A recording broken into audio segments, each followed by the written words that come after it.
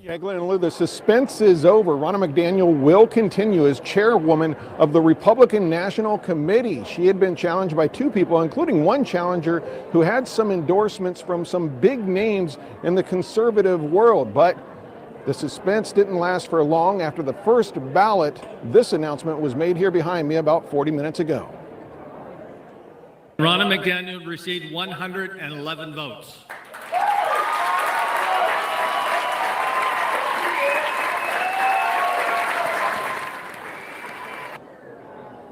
McDaniel has been the chairwoman since 2016, but some were calling for new blood, especially after the midterm elections and some of the disappointment Republicans saw there. They're expecting to get more seats in the House and also take back the Senate. That obviously didn't happen. Some wanted new blood, including Harmeet Dillon. She is a committee woman, a Republican National Committee woman from California and an attorney with ties to former President Trump. She's represented, her firm has represented him. She called for changes in the way the Republican Party operates, taking on more social media activity and also embracing, even though some conservatives don't like it, early voting. Also a challenger, Mike Lindell, as everyone knows him from My Pillow. He was one of the challengers as well. But as you saw there, Ronna McDaniel did end up prevailing in this. Afterwards, she showed no hard feelings to her challengers, inviting them up on stage. Here's a little bit from that.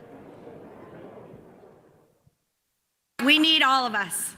We heard you, Grassroots. We know. We heard Harmeet, we heard Mike Lindell, but with us united and all of us going together, the Democrats are going to hear us in 2024. Do they look united to you? Mike, look at Mike's face. That's not unity. Let's make sure that we observe and kind of, does Harmeet look united to you? It looks awkward as hell. Nice try. To her challengers, inviting them up on stage. Here's a little bit from that. We need all of us. We heard you, Grassroots. We know. We heard Harmeet. We heard Mike Lindell.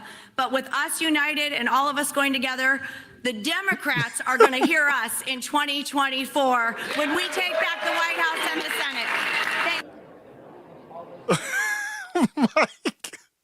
Senate. Mike couldn't even hide it. He barely clapped.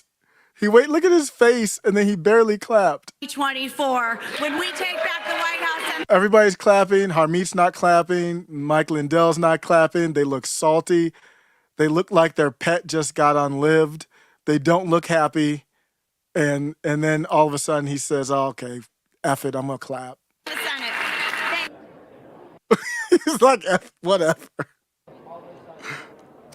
Now, an interesting note, Dillon was really seen as the big challenger for this seat. Mike Lindell really didn't be seen by many people to have any kind of chance. We asked him before the vote was taken, because if a majority wasn't gotten on that first ballot, we could have seen vote after vote after vote until somebody gets a majority. So Lindell was asked whether or not he would drop out after the first or second ballot if he wasn't getting many votes. He said no, he would stick in it to win it. Well, turns out in total, he got 4 votes out of 167 cast. So McDaniel going to go on for another 2-year term as chairwoman of the Republican National Committee here in Dana Point. I'm Chip Yost, KTLA 5 News. That's the news right there, but I am optimistic because of this. I'm going to tell you, I'm going to end with why I'm optimistic. But first, this is all about the RNC. Why would I care about the RNC? My whole life, I never really followed the RNC, never really cared about it. The reason why is because of MAGA. We've got people in D.C., at least 6. We got 6 at least, and that showed up in the speaker vote, maybe more than 6. 21 total held it up, but I think what happened is you had the steadfast 5, and then you had Lauren Boebert, who joined them, much respect to her, in holding up the vote for Kevin McCarthy.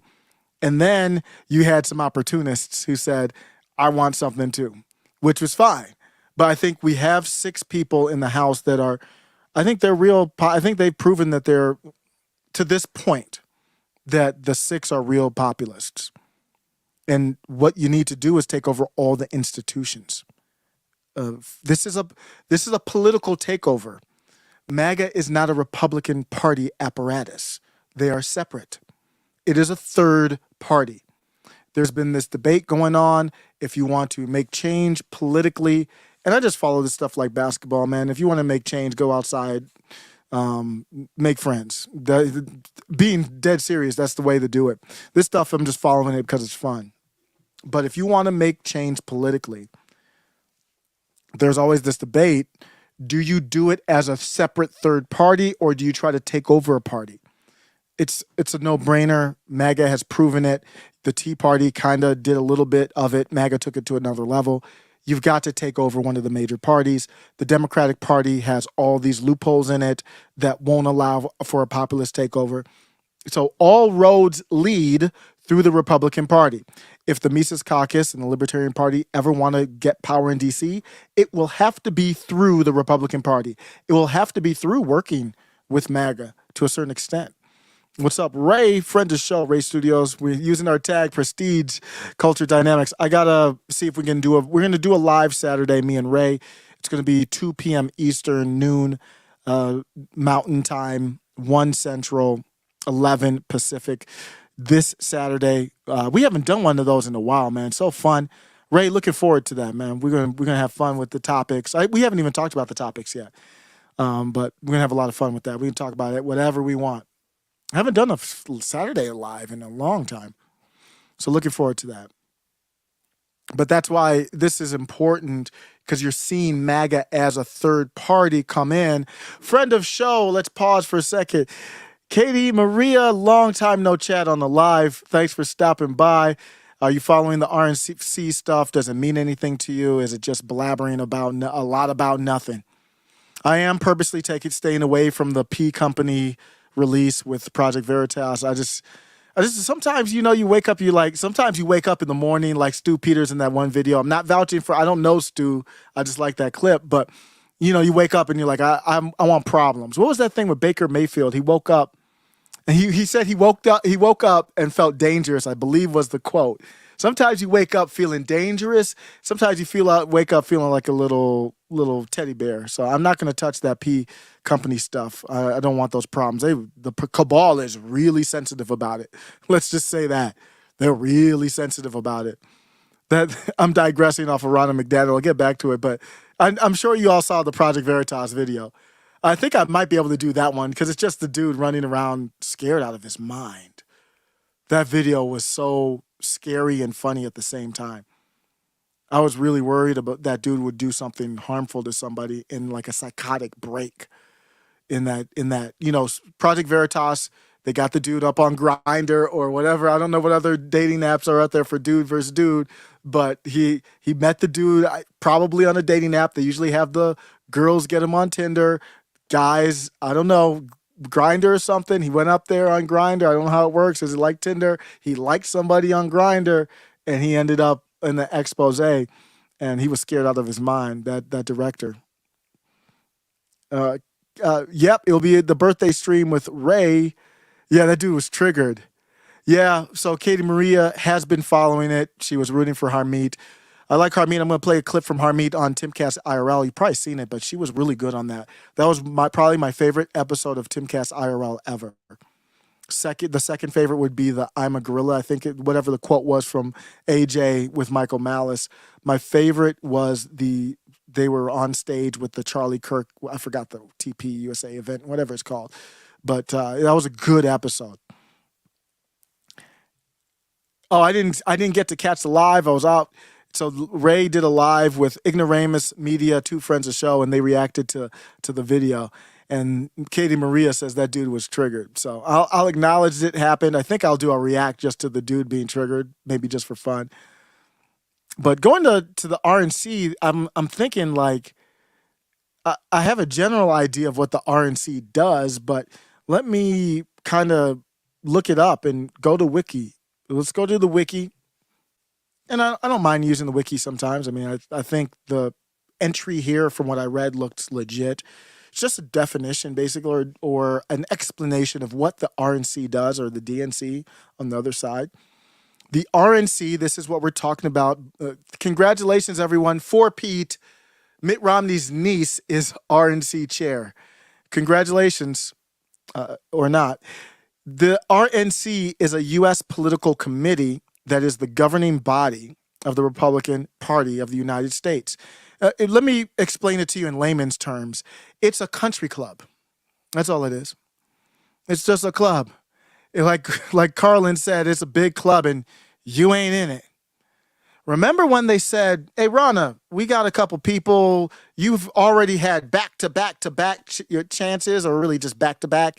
You three-peated and you were terrible every single time. Spent money. I know it was good for you and your friends in the country club.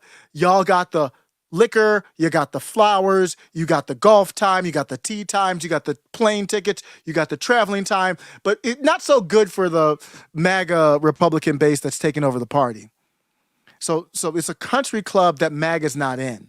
And they went to Ronna McDaniel and they said, Ronna, we're kind of, it's funny how tepid it was.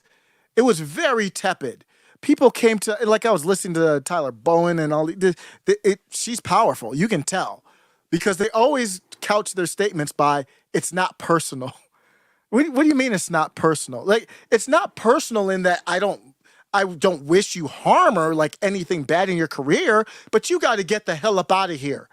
You're a loser. Is that personal? I don't know. The lines are blurry, but you could see them kind of just dodging the topic. I don't need any qualifications. I don't mean harm on anybody. I don't want anybody's career to be harmed other than you getting the hell up out of here, out of the RNC chair. So going back to what is it?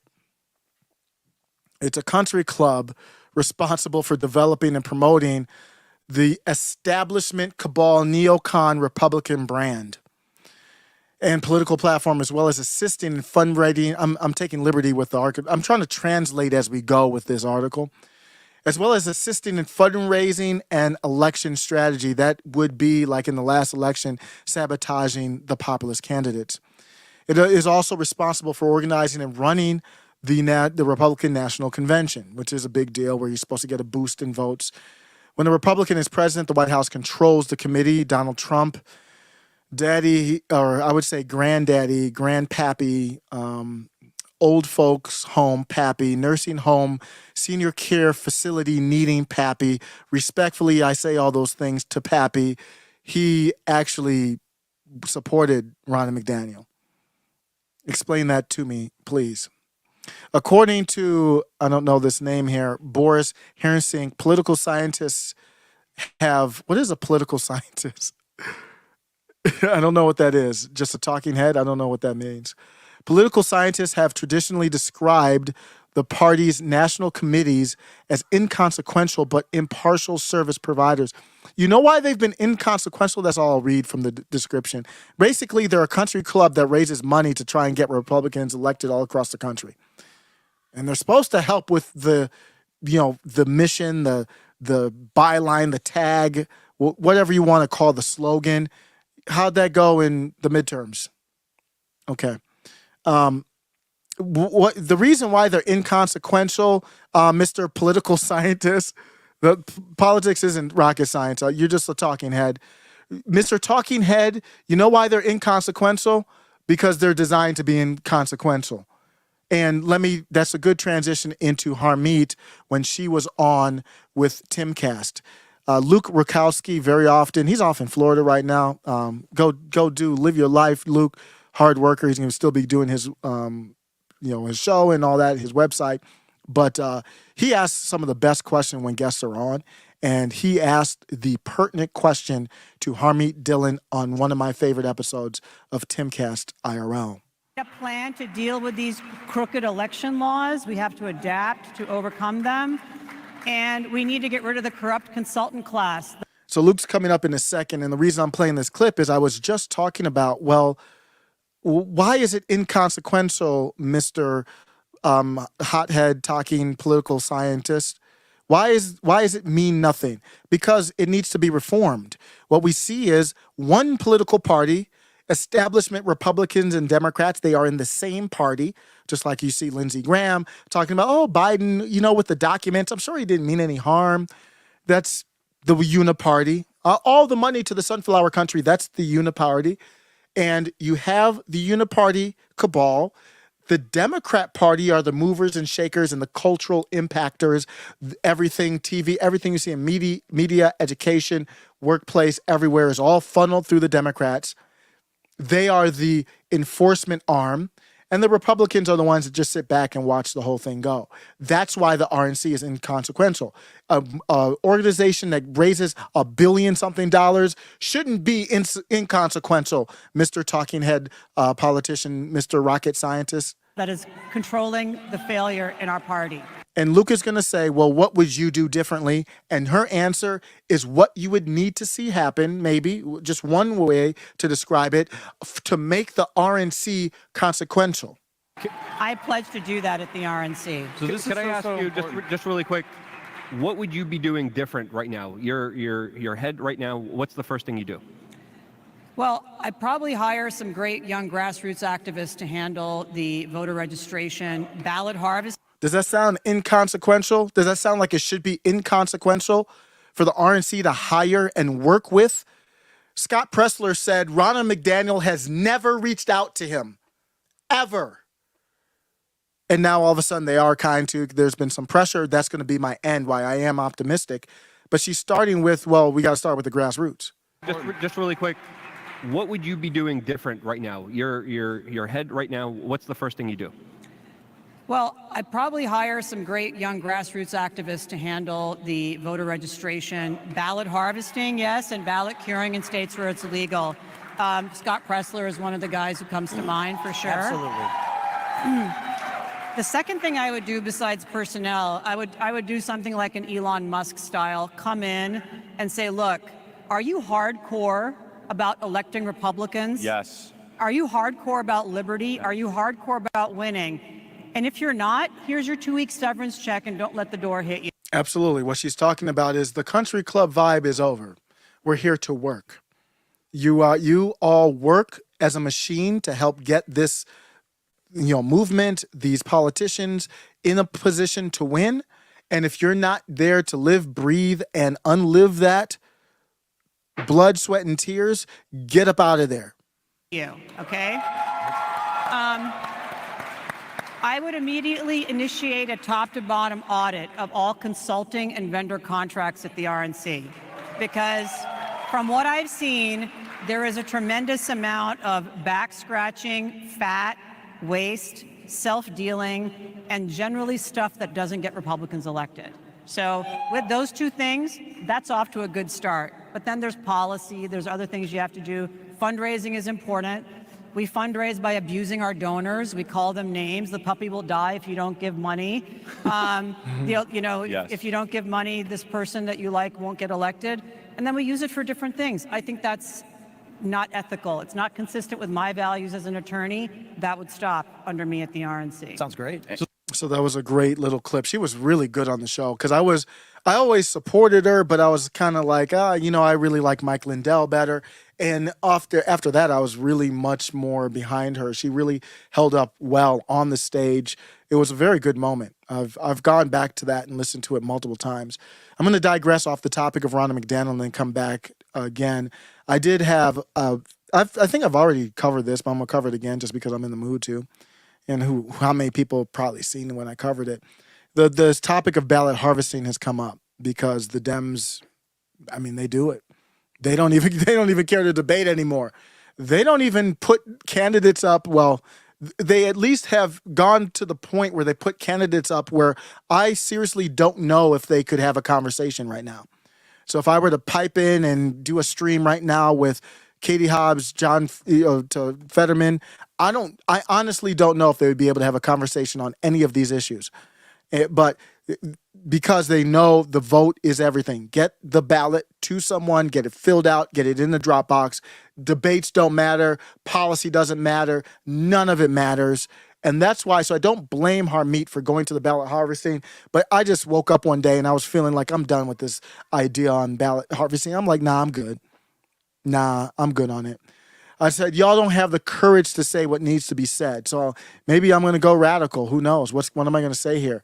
I said, I get it. I thought it made sense also at first, but after watching the Hobbs trial, I'm confident it's not the answer. We need to see secession from the county to the state level. that we need decentralization is what really, let me change the word secession, because that will put people who are not libertarians, or even some libertarians, maybe that's off-putting too. I don't know what kind of libertarian you are if that is off-putting. But let me substitute that to soften it for some people. We need to see decentralization. How does that sound to you? Meaning we need less power higher up. We need power closer to the people. We don't need a county like Maricopa County that basically decides the whole state. So you can go in, hypothetically, you can do things in that county that might be labeled as corrupt and affect the whole state. One county has the big power. We're really looking across the country at just a few counties in Georgia, in Pennsylvania, Michigan, Wisconsin, Arizona. That's what it's coming down to. I'm not playing these games of ballot harvesting. If it's legal, I don't blame you. Go do it. Scott Pressler, all them, do your organization. I'm not against you, but I'm not going to be here touting this ballot harvesting. That's what our voting's come down to now. You don't even need to spend money on what? Spend money on ads, do that. But then you would just spend money on your ballot harvesting. That's not what how the country's supposed to run. I'm not embracing that.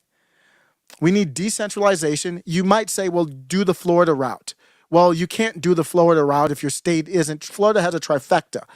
Republican House, State House, Republican State Senate, and Republican governor that are all on the same page. If your state has that, then absolutely go do the Florida voting system. But most states don't have that. Arizona doesn't. Arizona doesn't have that. So you need decentralization. Playing these dirty games of ballot harvesting is just getting in the mud. It's an admission that this facade of a country is over. It's impossible for non-Dems to even win that game. How do you ballot harvest forget about the rural areas. How do you ballot harvest in the suburbs? They run up into an apartment complex with 3,000 people, and an hour later, they've got 1,000 votes and they're in the drop boxes. You can't do that in the suburbs. You got to walk from home to home to home. Where do you see apartment complexes of people stacked upon people of MAGA or even conservatives or Republicans? It ain't there. So you don't have the efficiency to do it. So get the game right. I'm not against it, but that's not going to be it. You're playing from behind. You need to change the game. Art of war. Dems have the numbers in centralized, concentrated areas. It legitimizes their corruption. You're basically legitimizing their corruption. Even in places where it's legal, it's like you got to do it, but you got to feel dirty. You got to take a shower after it, supporting that. It's a copycat move. It's not looking at the next. You can't play chess copying the move of the person you're playing. How does that work? It's an insult to my intelligence. It's not a game I want to win. If we are playing a game of Monopoly and someone's cheating, I'm not cheating back. I'm leaving the table. Populists should legally we should legally ballot harvest. So I'm just saying this is what populists are saying. Uniparty shills and uniparty cabal establishment, we should allow an illegal multi-billion-dollar Ponzi scheme to flourish and fund our often legal ballot harvesting focus in which we already have a built-in advantage. That's one, MAGA saying that, and this is the cabal. So that's a losing proposition. I'm not for it. Hobbs' defense admitted people at a uniparty-owned, biased runback, third-party contractor facility interjected invalid ballots, but that doesn't matter because they're all still legal in Arizona. That happened in the trial. I'll go back to the channel. I have a Carrie Lake, Katie Hobbs playlist. That's the level of moral corruption you'll need to embrace, and you still won't get the advantage. How about that? Sun Tzu would say the goal is to get an advantage, not play from behind on their turf under their rules. If your state has a uniparty attorney general, they define what's legal or not based on what they prosecute. That's why GS bought so many of them off allegedly, legally, not illegally. GS legally bought so many of them off allegedly. I do need to say that to cover myself seriously. But if your state has that, so Arizona now has by 200 votes. If you believe that I've got swampland in Florida to sell you, allegedly, So they have a Democrat AG now. I keep forgetting her name. She's so nondescript. She's like the Katie Hobbs of AGs. The AG will never, they might do a fake investigation to cover it up, but they would never do a real investigation to the corruption to make change. So if you have a Republican establishment or a Democrat establishment AG, then they define what's legal or not. So you could be legally ballot harvesting. The other side could illegally be ballot harvesting, and they know they can do it because the AG won't prosecute. That's not a winning strategy. Doesn't jive with me morally. Don't care if it's technically legal. I'm not going to play the video, but that's the video from the trial.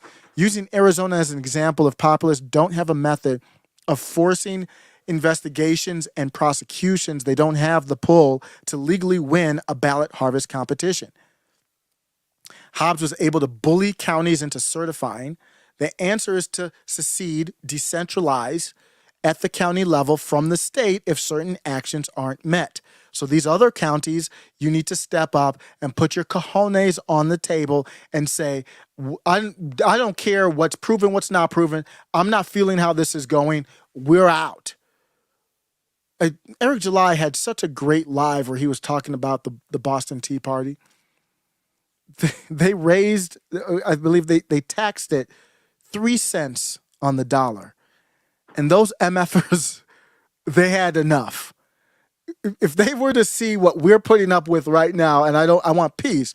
I want to do the peaceful version of the Tea Party, because they took it to the ultimate level. Things were savage back then. Guys got jabbed up on the floor of the House, like literally. They had beef that deep. But going back, the answer is to decentralize at the county level from the state if certain actions aren't met. This would not be easy. Resources would be a concern. It would create chaos. I did a live talking about Tucker Carlson where he said chaos is ugly and they, kind of promotes ugly things. No, and the chaos is not always ugly. Donald Trump in 2016 was chaos. Donald Trump right now he's ugly now. He's not a cultural change factor right now. Nick Fuentes is. Donald Trump's not. Whether you like him or not, Ye is. Donald Trump is not. Whether you like Ye or not. We need that energy from 2016. And we need decentralization. So going back to, let me take a look at the chat real quick. I haven't seen. Thanks for stopping by. Hello. 4-peat. She did 4-peat. Yeah, it's the worst 4-peat ever. She went back. She went back to back to back. I mean, she beat Jordan. Like, you don't let people go back to back to back who are failures. That's not a winning strategy. It's a dragon energy. So going back to the RNC, I like what Harmeet was saying. I like where Mike Lindell was coming from and where Mike Lindell was trying to go with it. Let me go to now a Fox article just to break a little bit of it down, and then we'll I'll do a little topic on Nick. I'll be out. RNC's Ronna McDaniel declares, "This is my last term as chair." Well, thanks. Thanks for everything. Thanks for nothing. This is your last term. RNC Chair McDaniel invited maiden challenger, if you started the live, you saw this, Harmeet Dillard, to join her on Grassroots. Oh, this is different, sorry. On the Grassroots tour to bring unity to the GOP. I'm sure Harmeet's excited to do that. I think she said, if you read this article, that she will. RNC Committee Chair Ronna McDaniel, who is also Mitt Romney's niece, says that after winning an unprecedented, in modern times, 4th term as chair of the GOP, there won't be a 5th term in her future. You want to know why she won the 4th term? Because her failures in terms 1, 2, and 3 were exactly what they wanted. This is my last term as chair. Oh, thanks. I'm saying it on Fox News. It's done. Congratulations. McDaniel declared Friday in an exclusive interview with Fox News. Minutes earlier, McDaniel won the support of 111 committee members who cast ballots in the secret ballot vote for the chair. I wonder if that was a third-party voting counting. No, probably not. More than the majority of the 168 members needed to secure re-election. and the vote took place on the final day of the RNC's winter meeting. She topped her main challenger, Harmeet Dillon, who won the support of 51 committee members. I'm going to end why that is a happy thing to me. And Mike Lindell, strong supporter of former grandfather of the MAGA movement, Grandpappy DJT. Here she is with the gavel. McDaniel, who as a Michigan GOP chair was Trump's handpicked choice to steer the committee after he won the White House in 2016. And was reelected to the post 2019 and 2021. She urged stability. That's not what you want to hear if you're looking for reform. Urging stability. While Dillon, who served as top Trump legal advisor, ran an insurgent campaign stressing that change was needed following the Republican Party's lackluster performance in the 2022 midterms.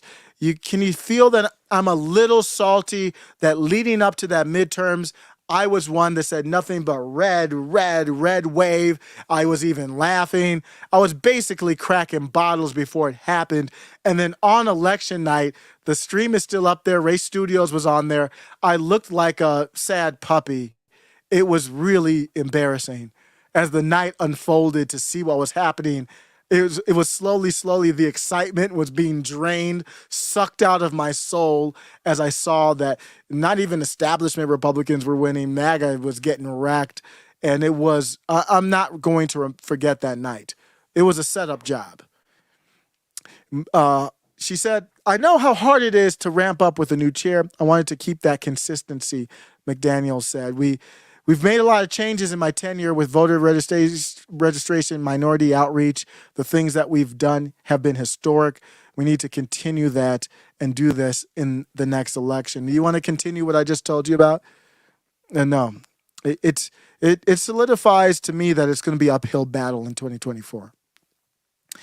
Dillon, speaking with reporters after her defeat, pointed out that she touted was her support from the grassroots of the party and had a warning for the RNC. If we go back to our homes and ignore this message, I think it's at our peril, and this is where I'm going to end on a happy note. It's at our peril personally as party leaders, and it's at our peril for our party in general. To wrap up this topic, I'm going to say this. It's a very good thing. Change does not happen in the snap of a finger. What we saw with pressing up Kevin McCarthy's acting pretty good so far. I don't like him. I don't trust him. But so far, he's been suitable. Why has he been suitable? Because MAGA put him up to the wall, got the term sufficient, and say, if you act a fool, we're going to do the same thing that we just did. Hold up the vote. Maybe we don't have another person, but we'll just keep voting. We'll just stall it. Break it all down. It's a good moment. It's a step forward. The Libertarian Party did what was called the Reno Reset. They did this same thing in the Libertarian Party, but they took it over. Every single position, former Mises Caucus people. Obviously, not an easy feat. They de-wokeified the party, but at that level, it's not taking over the cabal. They took over the country club, the Libertarian country club, but taking over the Republican country club is going to be much harder. So it's baby steps. This is a step. Like Harmeet said, the grassroots was heard. They were making a joke like Mike Lindell only got 4 votes, like that was supposed to be a bad thing. Mike Lindell getting 4 votes from the 168 in this country club is a very good thing. Put those 4 votes with Harmeet Dillon, you've got almost 60 votes. You got a good amount of them that understand there's pressure coming. And then next election, 2025, there's more pressure. Very good thing. Now, it's a slow boil. It might take a generation before things change, but I'm looking optimistic. I'm looking up at it, and I'm happy at what I'm seeing. Keep that pressure up. Thanks. Let me know what you think. That's the topic. Scotty, what's good? Scotty says, if voting kicks ass, you've got some kick-ass-ish black sheep. Dope. Let's go. Chris Farley for all-time president. So the Republican, Harry Mills, thanks for stopping by, says, so the Republican Party remains broken. MAGA's trying to break it. So I would say, I would kind of phrase it the opposite. Mitt Romney's niece is the head of the RNC. The Republican old guard country club cabal establishment, elitist type are still in charge, so it's still together. MAGA's trying to come in and be the bull in the china shop to break it apart and literally decentralize it. She said she doesn't want the RNC in DC. Great idea. Do little satellite sections all over the country. Decentralize. Why is RNC headquartered in the belly of the beast? That doesn't make any sense. But I know what you mean, Harry Mills. Thank you for the comment. Kevin McCarthy's been doing a decent job so far. Yeah. And why is that, Ryan Smars? Friend of the show. Thanks for stopping by. Why is that? Because MAGA came up to him and said, you better do a good job. That's why he's doing a good job. I think a lot of people I've been seeing talking about that are leaving that part out. A lot of people are like, I heard Cernovich say, look at that, Kevin McCarthy's doing a good job. You know why he's doing a good job? Because MAGA put him up on the wall and said, you're going to do a good job, right? That's why he's doing a good job. Otherwise, his good job would have been a Paul Ryan good job. I might as well do this topic. Nick got, it's real short. Nick got banned. So I'm laughing because I had all that energy when Nick was on. Nick, if you don't know Nick Fuentes, I watch him a lot. I think he's very bright streamer. And so he got back on Twitter, and I had a lot of energy about it. And I haven't had so much energy after he got banned. So it's like, you got to keep that energy up. I'm not going to be able to do it, but I'm going to at least acknowledge it. In the video, I said, what's the over-under on him staying on Twitter? I put it at 4 months. It was more like 4 minutes, literally like 4 hours. I mean, it was less than 24 hours. I had not uploaded my video to YouTube before he was banned. I think it was a mass flagging incident, these BS stuff. And, Elon Musk is doing some good things, but still struggling with, what's the right thing to do. He's still struggling. But Twitter suspends account of, is this an op-ed Reuters? Is this an opinion piece or what? Is the term white supremacist a fact now? I don't see this labeled as opinion, op-ed. This is an op-ed. This is not factual news. You can have that opinion, that's fine, but that is an opinion. Twitter suspends account of white supremacist, and what is he, a quarter Hispanic or something like that? Nick Fuentes after a day after restoration. So I do look like a fool. I was popping bottles and everything, and then I went back. No, I was popping bottles and everything, and then I went to the video. Like, I try to respond to a lot of the comments if I can, and somebody was like, this didn't age well. I'm like, what are you talking about? And then I was like, oh, damn. I'm still releasing it. I took the time to do the video. I'm releasing the damn video. Social media platform Twitter on Wednesday suspended the account of white supremacist Nick Fuentes only a day after the decision to restore it led to widespread criticism.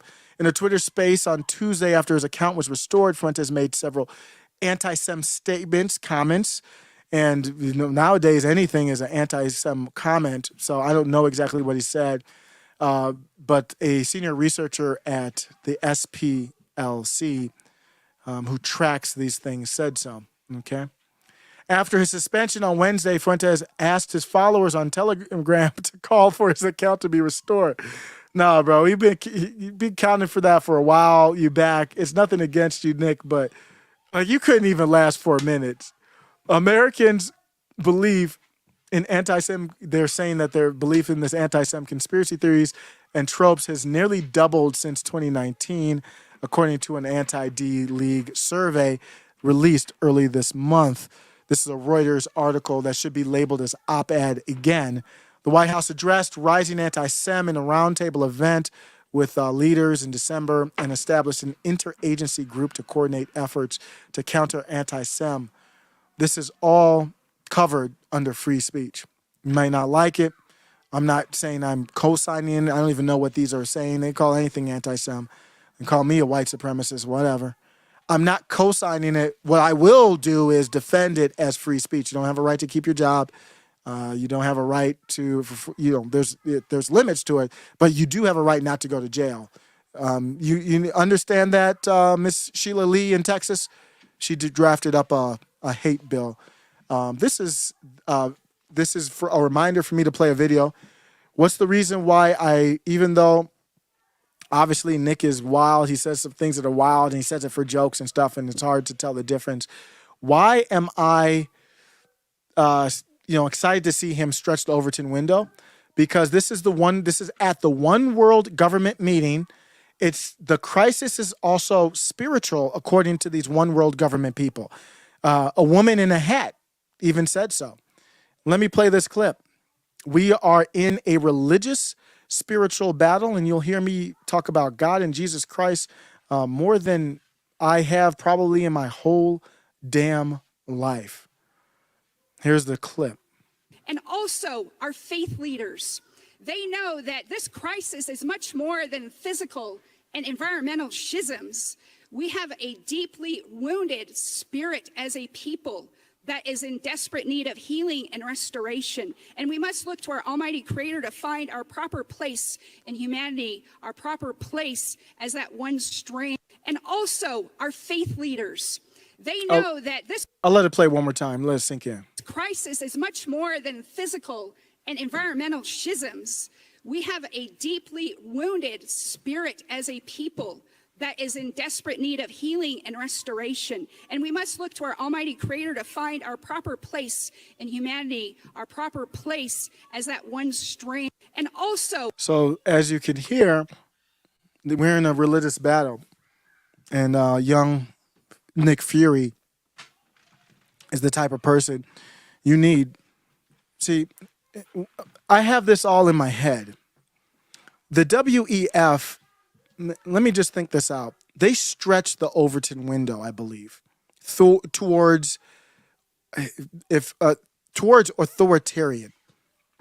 Basically towards the Democratic Party, authoritarian. It's not even left. It's just control. Like, that's why you call it communism. It's just centralized power. They're stretching it that way. Now, Nick is also an authoritarian. Please don't get it twisted.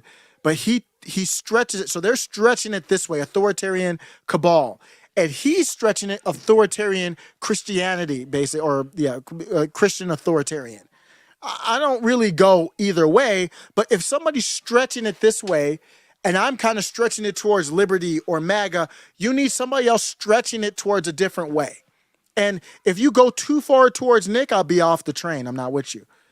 But we need, in my opinion, that. It's a tug of war. And if you don't have, that's why they're so scared of him. If you don't have Nick pulling it that way, then you're never going to get to liberty, because you're always going to be pulled towards authoritarianism. Let me know what you think.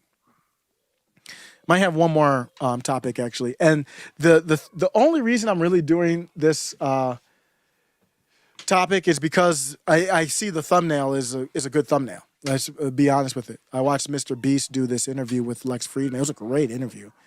Mr. Beast I think he's an authentic dude. Like, he's really honest. Like, it was really refreshing to hear him, like, tell Lex, like, Lex, you really asking me that? Lex, didn't you already ask me that? He's a boss, man. Is he only 24? How old is Mr. Beast? Mr. Beast he can't be only 24. Like, Nick is 24 or 5. When is he going to be 25? Seems like he's been 24 forever. Let me see. I don't have my glasses on because I look like Steve Urkel, so I'm not in the mood. Mr. Beast is only 24 years old, y'all. That is impressive. That's an impressive young man. If you haven't watched that interview with, if you don't know who Mr. Beast is, he's the greatest YouTuber of all time. And he just does, what do you call him? What kind of videos do you think he does? Just viral, like, hey, how many days can I spend in the coffin? Or, he conceptualizes a wild idea, like, boys versus girls doing this or whatever, Squid Games. And he's just, what's going to be the good thumbnail? The reason I bring that up is I kind of had his head in my head, because I listened to that Lex interview, and it really did have an impact on me. I wish Lex could have asked him about political YouTube, because it's a whole different animal. But as far as like censorship and such. But there's a thumbnail that I think you could see from this article here, and it's from Rebel News.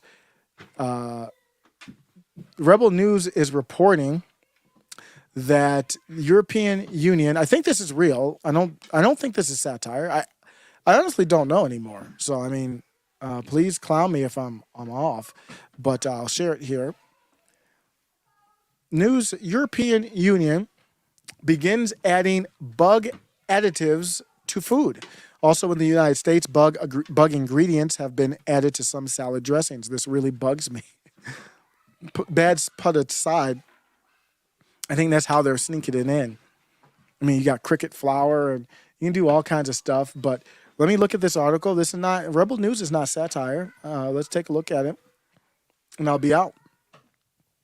European Union begins adding these bug additives to food, though many have suggested that the consumption of bugs could become normalized if used as food additive. Some argue that this could be a way for weather change activists to impose their ideologies on people. Absolutely would be. This is written by Ian Miles Chung, and this is the thumbnail. Just you're gonna take this picture. Like, here you, bon appetit. You got your bug sandwich. Might not look like that to start, but you just take that bad boy, put them in a blender, add some salt and pepper, and that's what you're eating. But, you know, I'll be fair. I'll be fair about it. I had a nice little shrimp salad, like shrimp pasta, tomato salad. And it was good. Shrimp, they're bottom dwellers. What's the difference between a shrimp and a beetle? The only difference is cultural acceptance. One's acceptable and one's not. I bet you in a bizarro world, they'd be shocked that we eat shrimp. And shrimp's good. So I'm actually gonna leave that door open. I don't want to eat the bugs, but I will leave the door open to it maybe not being as bad as you might think. Believe it or not. The normalization of bug eating must be stopped. If you're repulsed by the thought of incorporating bugs into your diet and are tired of the endless bug eating propaganda, sign the petition on this page. Anybody eating crickets? Went to a restaurant a while back, and they actually had, I think they had crickets on the menu. There's a shirt, keep the bugs off our plates. So according to the European Commission ruling, put it in the chat if you've had the cricket powder or chocolate-covered crickets or whatever. I've never had it. According to the European Commission ruling that went into effect this month, the cricket powder additive is now approved for use in a wide range of food products. So Big Brother is now acting like my mom did back in the day. My mom used to make these shakes. Now, they weren't like ice cream milkshakes, but it was like protein shake. And, you know, I'd ask my mom, like, it's good. I got the banana. I taste the banana. She would put all kinds of vegetables, you know, stuff that we wouldn't eat when we were young. And she would smile when we got older. She'd be like, you don't even know what I put in those shakes you guys like so much was all kinds of good stuff for you. This is the government saying that we're going to do the same thing. We're going to put them in cereal bars, biscuits, pizza, pasta-based products. You won't be able to taste the difference probably. As long as there's no, I'm not for it, but I just want to make sure as long as there's no health impact, it's not necessarily the worst thing in the world, believe it or not. But I want to vet through that concept before I go all the way there. The additive could find its way into a variety of confectionery, soups, and meat preparations. What else is there? That's basically everything. In order to prepare the crickets for human consumption, they're first checked to make sure their bowel content is removed. Now, there's no different. I told you about shrimp. There's no different about shrimp. You prep shrimp, you're literally taking the crap out of them before you prep them. You should. You watch Chopped, and they're not happy when the chef doesn't take the bowel content. When the chef doesn't remove the bowel content, the judges are not happy. It's just disrespectful to leave bowel content of any type, shape, or form on someone's plate. New, Aldi lets German customers know that currently there is no insect powder in its products. Great, thanks for the heads up. My final takeaway, I've had enough of that, is it's all a slow boil. Every evil thing that we think they're going to do, from social credit score to bowel content in crickets before they're chopped up into your cereal or bread or whatever the hell else.